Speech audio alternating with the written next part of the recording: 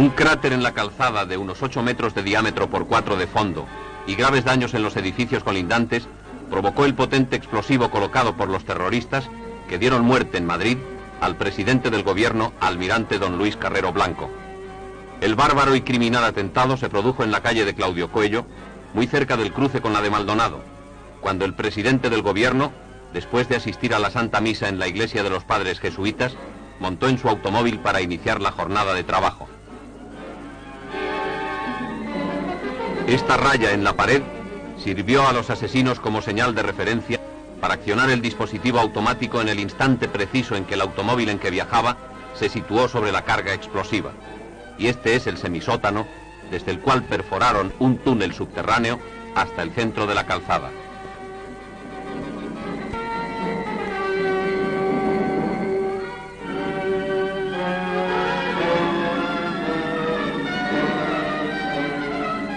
La potencia de la explosión fue tal que el automóvil voló por los aires, chocó en la cornisa superior de la residencia de los jesuitas y fue a caer dentro de un patio, quedando completamente destrozado.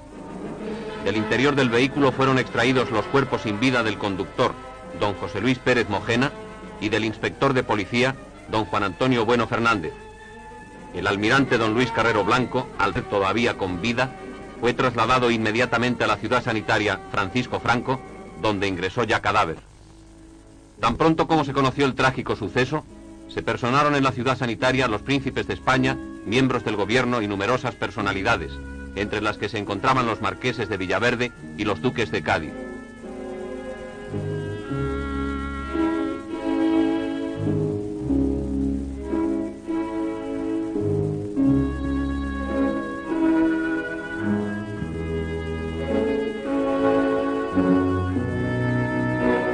Por la tarde, el cadáver del almirante don Luis Carrero Blanco fue trasladado en una ambulancia a la sede de la presidencia del gobierno, donde quedó instalada la capilla ardiente. Informadores gráficos en el cumplimiento de su misión y varios miles de personas se congregaron ante el edificio para dar testimonio de su dolor por pérdida tan irreparable. A la mañana siguiente se celebró una misa de corpore insepulto a la que asistieron los príncipes de España, gobierno en pleno, representaciones diplomáticas y numerosísimas personalidades. El ataúd en que reposaba el cuerpo del señor Carrero Blanco estaba cubierto con la bandera nacional y a sus pies se habían colocado los distintivos de capitán general concedidos a título póstumo. Entre las personalidades asistentes se encontraba el vicepresidente de los Estados Unidos, Gerald Ford, llegado expresamente desde Washington. Terminada la Santa Misa, la esposa y los hijos del estadista fallecido recibieron el pésame de las personalidades asistentes.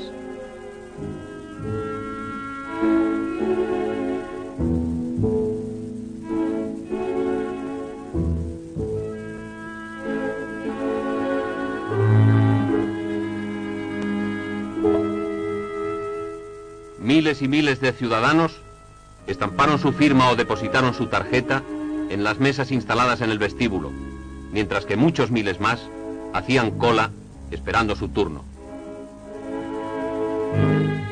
Las coronas de flores procedentes de toda España se contaban por centenares.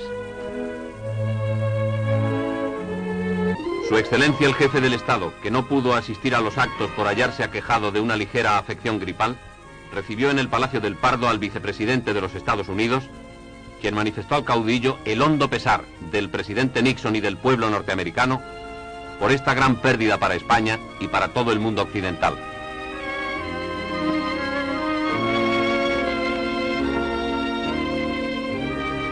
Igualmente recibió en su despacho al jefe del gobierno portugués, doctor Marcelo Caetano, que conversó con el caudillo durante unos minutos expresándole el profundo sentimiento de la nación hermana.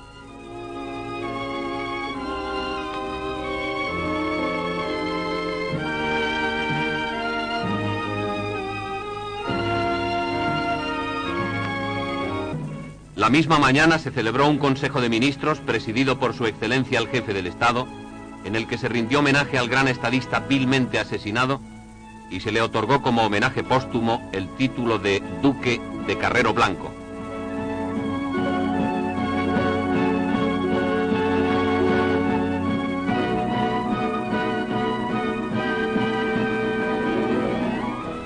las 4 de la tarde de ese mismo día se celebró el sepelio, que constituyó una imponente manifestación de duelo y estuvo presidida por el príncipe de España en representación de su excelencia el jefe del Estado. Horas antes habían recibido cristiana sepultura los restos mortales del conductor, don Luis Pérez Mojena, y del inspector de policía, don Juan Antonio Bueno Fernández, muertos también en el salvaje atentado.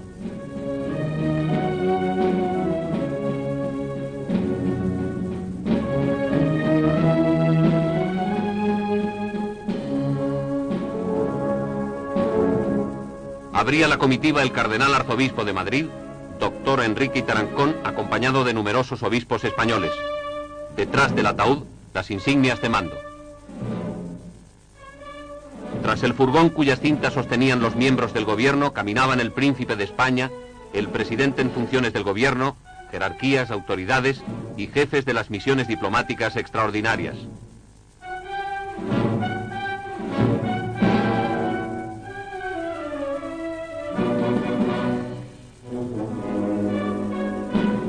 Una inmensa multitud, realmente incalculable, acompañó al cortejo fúnebre a lo largo de su recorrido por el Paseo de la Castellana.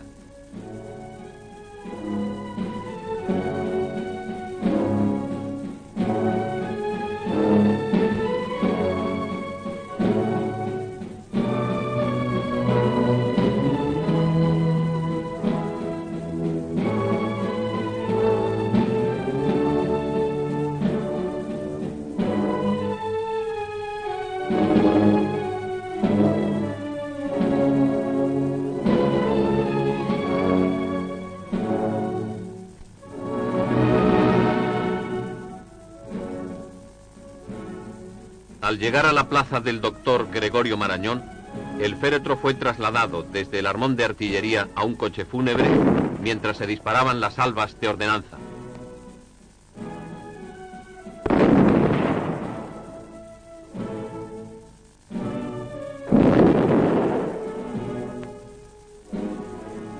Luego, por el Paseo de la Castellana y la Avenida del Generalísimo, el cortejo se dirigió al cementerio del Pardo.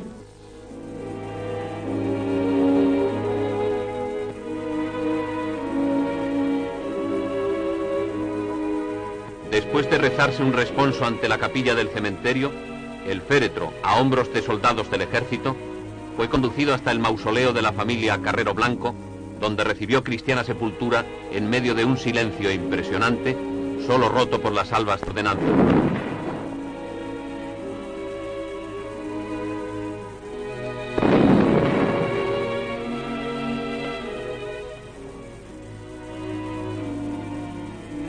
El príncipe de España arrojó sobre el féretro la primera paletada de tierra.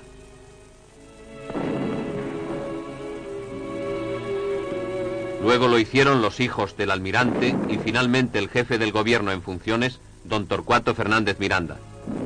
De esta forma sencilla y cristiana se cerraba el último capítulo en la existencia terrena de un hombre leal, honesto, admirable, cuya vida estuvo consagrada siempre al servicio de la patria.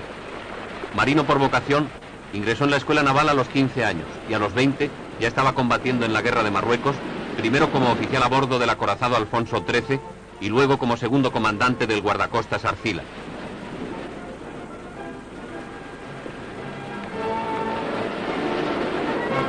Ingresa más tarde en la escuela de submarinos con base en Cartagena y es destinado posteriormente a varios de ellos. Allí se forja el duro temple y recia personalidad del futuro almirante.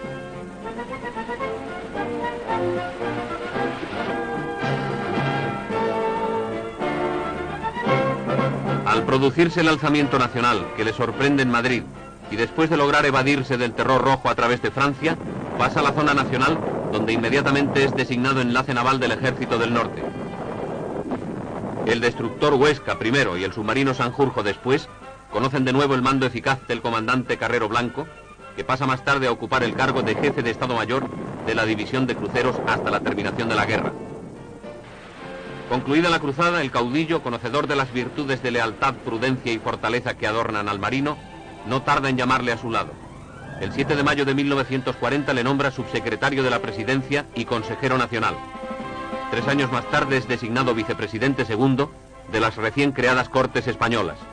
De esta época data este viaje a las Islas Canarias.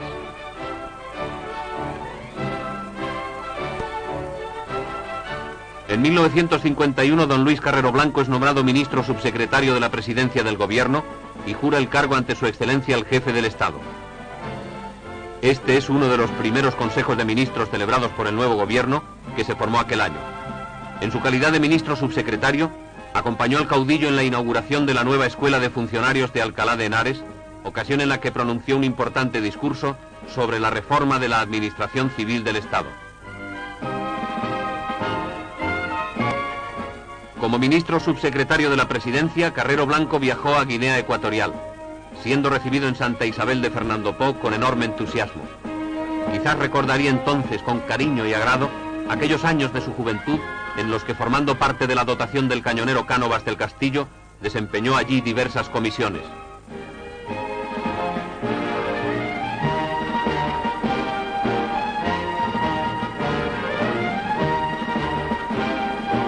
Acompañado del entonces director general de Plazas y Provincias Africanas, general Díaz de Villegas, visitó también Ifni y el Sáhara español, donde presidió diversas inauguraciones y recibió el homenaje de los notables.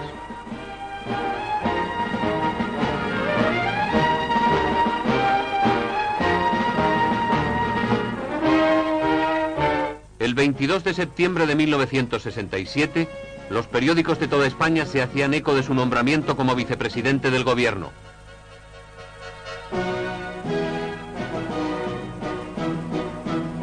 En el Palacio del Pardo, ante su excelencia el jefe del Estado, jura su cargo.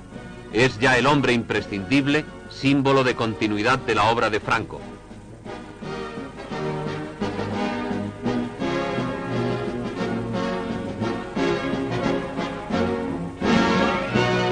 En junio de 1968 y en su calidad de vicepresidente del gobierno, asiste al Congreso Eucarístico de Sevilla.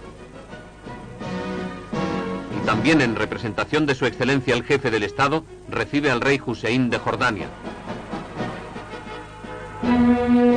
al presidente de la República Federal de Alemania,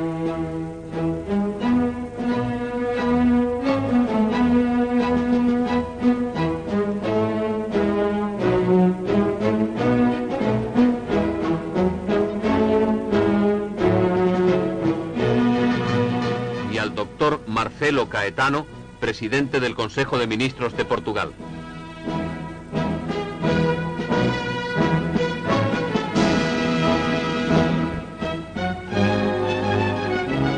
Finalmente, el 9 de junio de 1973, el caudillo, en cumplimiento de las previsiones establecidas en la Ley Orgánica del Estado, nombra al almirante Carrero Blanco jefe del gobierno de la nación. España entera acogió el nombramiento con profunda satisfacción, ya que esta designación representaba una garantía de continuidad de la obra de Franco. Llevo 30 años junto al caudillo, había dicho unos meses antes. Es inmenso el privilegio que me ha sido concedido, estar al lado de un hombre que ha hecho por España lo que no se había hecho nunca. Yo he trabajado, simplemente. Su muerte ha dejado en el gobierno de la nación y en toda España un doloroso vacío.